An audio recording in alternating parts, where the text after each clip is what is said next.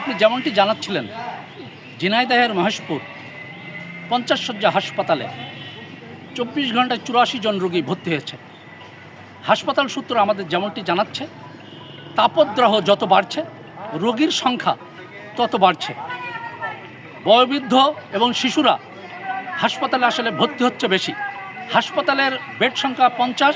এই 50 শয্যা বেডে আপনার রোগীদের ঠাঁই না হয় হাসপাতালের ফ্লোরিং করে রোগীদের চিকিৎসা নিতে হচ্ছে। এই তাপদাহ যদি আসলে বাড়তে থাকে, রোগীদের চাপ যদি আরও বাড়ে, আসলে চিকিৎসা সেবা দিতে হাসপাতাল কর্তৃপক্ষের হিমশিম খেতে হচ্ছে। তো আমাদের মাই টিভির দর্শকদের যদি আমরা একটু দেখানোর চেষ্টা করি যে মহেশপুর হাসপাতালে সকাল থেকে আপনার এই যে আপনার রোগীর সংখ্যা বাড়ছে এবং রোগীদের আসলে ঠাসাঠাসি করে আপনার চিকিৎসা নিতে হচ্ছে। এটি হচ্ছে আপনার মহেশপুর হাসপাতালের বর্তমান অবস্থা।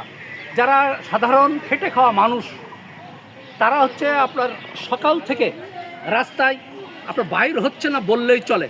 সর্বশেষ আপনার মহেশপুর হাসপাতালের যে আসলে অবস্থা, এই অবস্থা যদি আসলে চলতে থাকে তো 50 শয্যা এই হাসপাতালটি রোগীর চেয়ে আপনার যে বেড সংখ্যা তার চেয়ে আসলে রোগী যদি বেশি হয়, তাহলে হাসপাতাল কর্তৃপক্ষ যেমনটি আমাদের জানাচ্ছে চিকিৎসা সেবা আসলে ব্যাহত হতে পারে। এই ছিল গত 24 ঘন্টার মহেশপুর আপনার হাসপাতালের পরিস্থিতি।